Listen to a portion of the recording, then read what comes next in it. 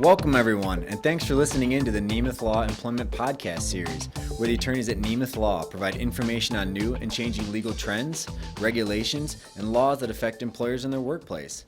In our podcasts, we discuss the practical problems that legal issues pose for the average employer and provide best practices as to how to deal with them. In today's podcast, we're going to be discussing the new Department of Labor overtime regulations under the Fair Labor Standards Act. Earlier this year, the DOL issued new regulations that, according to the agency, will make an additional 5 million workers eligible for overtime pay. These new regulations are going to dramatically change how many employers structure their workforce and may require entire industries to modify their business model. Our specific discussion today will focus on key implementation strategies and business practices that employers can use to deal with these changes. I'm Kellen Myers, an attorney at Nemeth Law, and here today to discuss this issue with me are my colleagues Mike Bommarito and Nick Huguelet. Mike is a senior attorney with an accomplished background in traditional labor law, ERISA, and employee benefits. Nick also has significant experience in the fields of labor and employment law and has represented both public and private sector clients in regulatory compliance, collective bargaining, and employment litigation. So thank you both for joining me today to discuss this pressing issue for employers. So let's start with a brief refresher again on what the FLSA overtime regulations are and what the new regulations change. So Nick, could you kind of briefly frame this issue for us? Sure. Thanks for having me, Kellen. The DOL's overtime regulation exempts certain white-collar employees from the FLSA's overtime pay requirement. These white-collar employees must work in an executive, administrative, or professional capacity, which includes the often overlooked highly compensated employee exemption.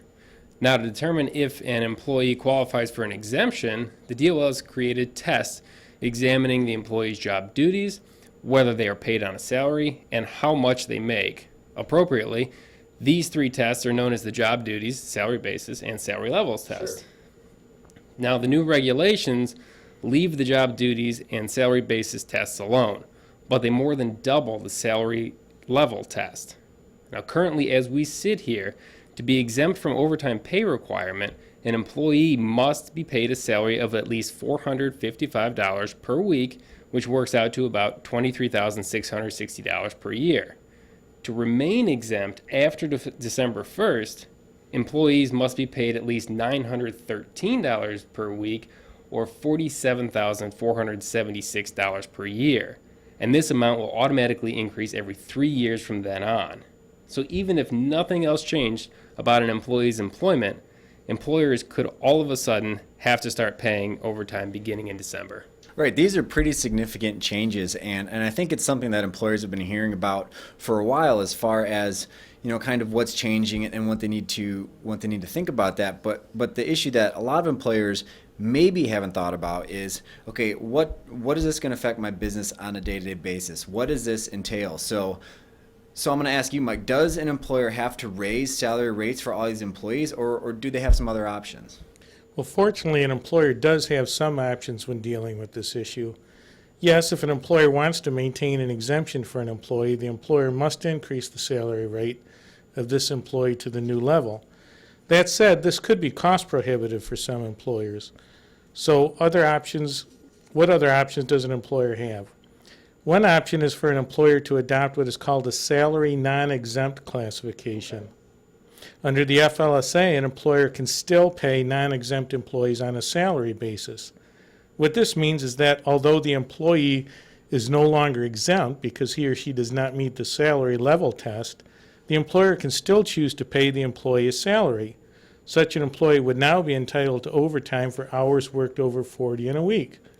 Right, so that's an interesting option that I don't think a lot of employers are aware of. So what you're saying, in essence, is that an employer could just keep the salary rate the same for those employees that were previously exempt, but now just pay them overtime for any hours worked over 40 because now they would no longer be exempt because they're not at the new salary level. So if an employer wants to do this, what other policies or practices should they adopt to go with it?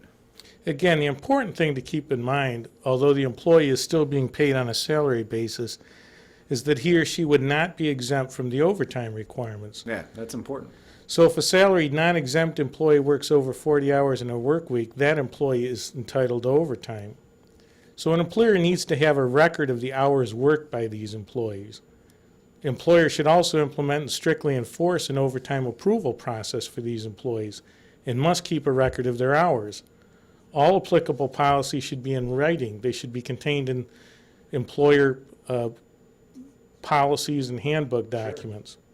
In other words, although the employee is paid a salary, that employee has to be treated just like any other non-exempt employee would be treated for overtime purposes. Right, that makes sense. Even though you're still paying them on that salary basis, they're no longer exempt under what the DOL requires or what the regulations require in order to maintain that exempt status. So in all ways but their pay, you now need to, like you said, treat them like they're a non-exempt employee. So having those policies and procedures, I mean, that's important. I think one of the concerns here seems to be employers who don't raise that salary rate and don't understand that by doing this that they're going to lose that exemption, and now they're going to have to pay these employees overtime for hours worked over 40. They may not realize that, and then they may not pay these employees overtime, and then they have a DOL audit or a lawsuit on their hands.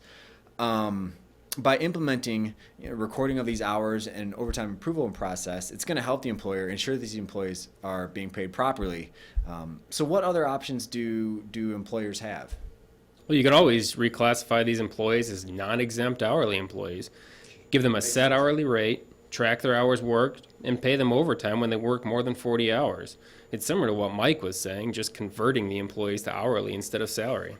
Yeah, I mean, that option seems pretty straightforward. I think that's one that employers are aware of, and that might be the simplest way to go for a lot of employers. So once you turn them into hourly employees as far as pay, then again, needing to track and paying their overtime hours like any other hourly employee, because now they are hourly. But if an employer takes this route, so what other issues are they going to have issues if they go with this option? Oh, of course. Now, employers should not only consider this from a dollars and cents perspective, and that's what we've been hearing a lot about, but they should also consider it from an employee morale point of view. In my experience, some employees value their importance to a company not only at how much they're paid, but also in how they're paid. Take a mid-level manager, for example. This type of employee might see being paid on a salary basis as a means of separating themselves from an hourly production level employee. So they might be resistant to any changes that would eliminate this type of separation, even if at the end of the day they might earn more money. Now, employees are also going to see this as a hassle, and for good reason. They'll have to show up exactly at the start of their shifts and leave at the ends of their shifts. Yeah, they're going to be watched a lot more closely, sure. Yeah, they're going to lose the opportunity to work on whatever it is they're working on until they're finished and then go home afterwards. They're going to have to track their hours in and out every day. And if they do work outside their normal shift times, they'll have to write it down and submit it for payment. In short, employees might view a shift from salary to hourly as a loss of prestige and flexibility. Now, each of these options we discussed has advantages and disadvantages. What will work best for a company might depend on budgeted payroll costs, the number of employees, which employees are affected, changes in expected workloads, and maybe most importantly, cost. Sure, and this is really going to be a business to business, and maybe even a classification of employee within that workforce decision as to what the employer wants to do, what's going to work best for them, how to maintain productivity, but also, keep employee morale up. So the next step, once the employer decides, what they're going to do. What about the implementation phase? So that's something that employers, they need to plan for and think about prior to rolling out any changes. Could you talk a little more about that issue, Mike? Sure. Well, one thing an employer needs to consider is how the chosen plan will affect these employees in their day-to-day activities. The employer needs to explain to employees what the changes are and why they're being made. Affected employees must be informed of the changes and the policies or procedures that the employer expects him or her to follow, including whether any disciplinary steps will be taken for noncompliance. These communications should be structured with the help of counsel as much as possible. An employer should also consider naming a primary source to whom the employees can go with questions. That individual could be a supervisor or someone in the human resources department, for example. Yeah, I think having that singular or primary point of contact is always an important thing in terms of maintaining a consistent consistent message. So now, once an employer, we've decided what plan we're going to implement. We're considered how it's going to impact these employees, and also talked about the message it's going to deliver to those employees. So what's next then? How do we make sure that everything's going to go according to plan? Well, one thing is training, training, training. We say it all the time, but keeping your frontline supervisor and managers informed of the employer's policies and expectations and how to enforce those policies and expectations is key. Yeah, we talk about that a lot. That's important. That's always important with any type of changes in the law. Absolutely. Many supervisors may not be aware of the importance of tracking employee work time, especially if they previously supervised exempt salaried workers. They may not know that certain activities, for example, travel time spent putting uniforms on-call time, lunch time, or time spent answering work mails after hours are considered by the DOL to be work time. Supervisors who fail to abide by the law or the employer's own policies could place the company in jeopardy of litigation or maybe a DOL audit if employees are not paid properly. In addition, supervisors need to know what information they're allowed to communicate to employees. There's always a risk of a manager providing too much information on how or why pay structures were changed, especially if they end up discussing specifics about particular employees. And I think that's something that we deal with all the time in terms of workplaces. There's always talk, there's always gossip, there's always things that are being discussed, and that could be problematic here if you're reclassifying some employees and not reclassifying others. So I think that's a really good point. Yeah, I think you're right, and that's why we encourage employers to have legal counsel prepare a presentation and training session for key supervisors and personnel. Yeah, I couldn't agree more. I mean, I think one of the most important aspects of this issue is that employers have to be prepared for one-on-one conversations with these employees who are going to be disappointed by these changes. I guess they're not all going to be disappointed. The people that have their salary rate raised, they're going to be quite happy about that. But for the people where you're not doing that, or you're now making them hourly, they're not going to be happy about this necessarily. So this is going to be an inevitable outcome of the changes from these new regulations. Is a lot of questions from these employees. So employees who were previously salaried, they may ask, if this employee was moved to an hourly status, but one of her coworkers wasn't, why?